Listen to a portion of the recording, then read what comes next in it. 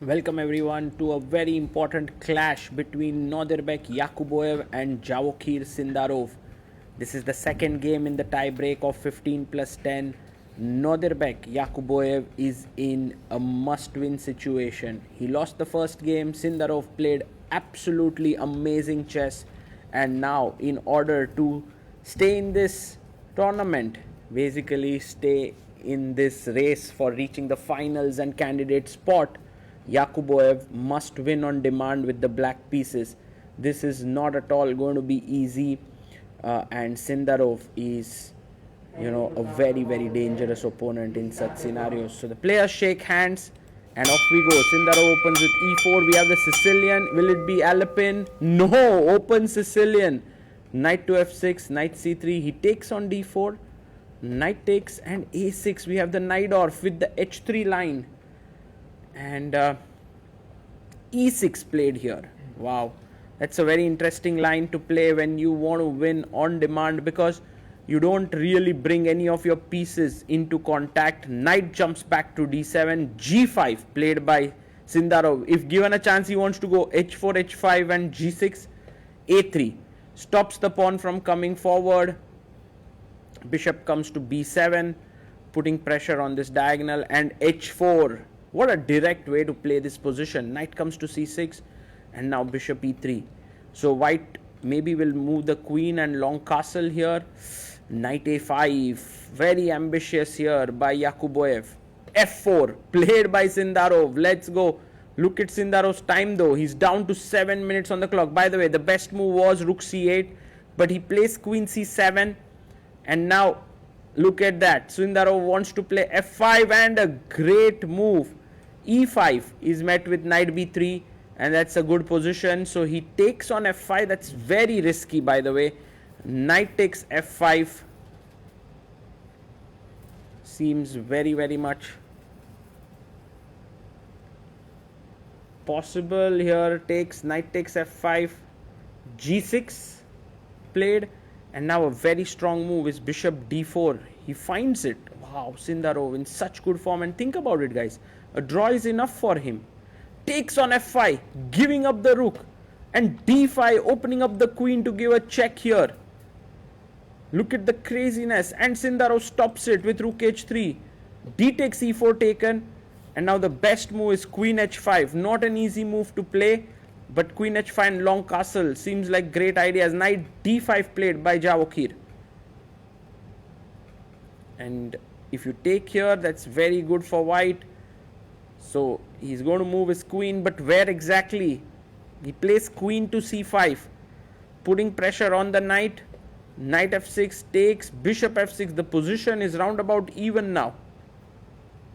So Yakubboev definitely in with a chance here in this complex position. He is an exchange down, but look at these two pawns. They are just so strong on f5 and e4. Sindarov takes now, and you must take with the pawn. As queen takes could be met with rook c3, and it's very powerful, the rook swing. So b takes c4, queen comes up to d4, offering a trade, and you must take it. You must take it. He takes on d4, bishop d4, and now Yakubboev must get these pawns rolling. King d7, a good move.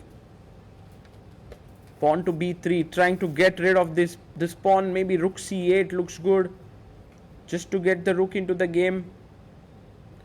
Instead, f4 played. The pawns are rolling down the board. B takes c4. And now Yakubboev needs to push e3. He pushes. The main problem with this is that at some point white wants to sack on e3. That's the main issue. He goes king c8, but that was not the best place. Even king e6 was much better.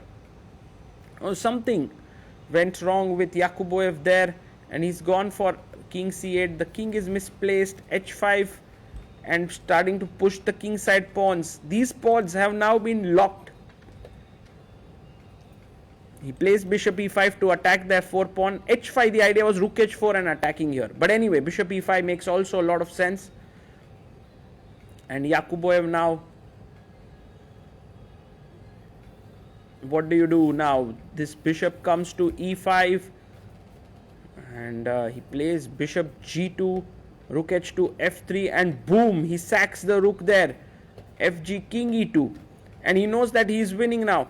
I mean, not winning, it's a draw, but he knows that this is a safe position to fight for the half point, because all that he needs is a half point to go into the finals and qualify to the candidates, become the first ever Uzbek player to qualify to the FIDE candidates FIDE candidates. Bishop d4 played, king b7, rook comes to g1 now, so he's getting everything covered here. King takes pawn is good. He takes, rook takes g2.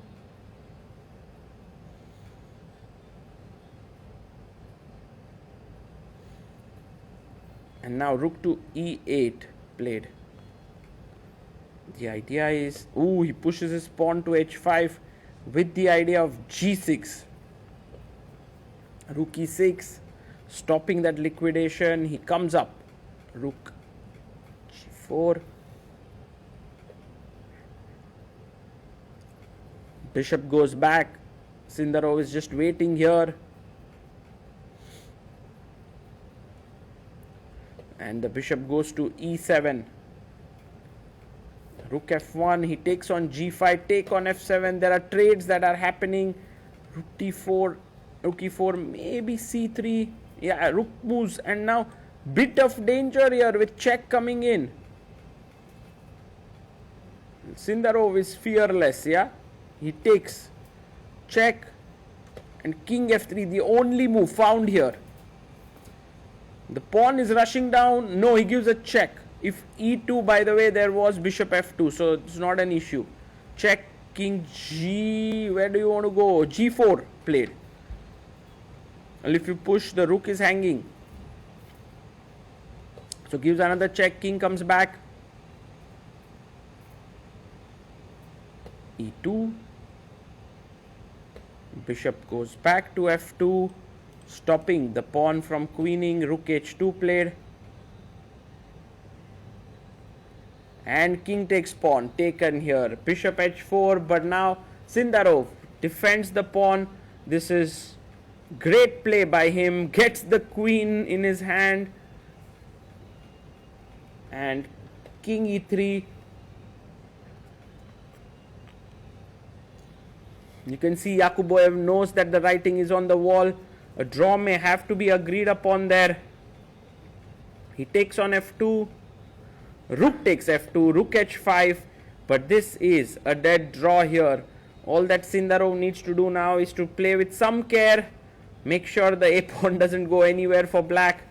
King d4, check. King d3. And we have a repetition coming in.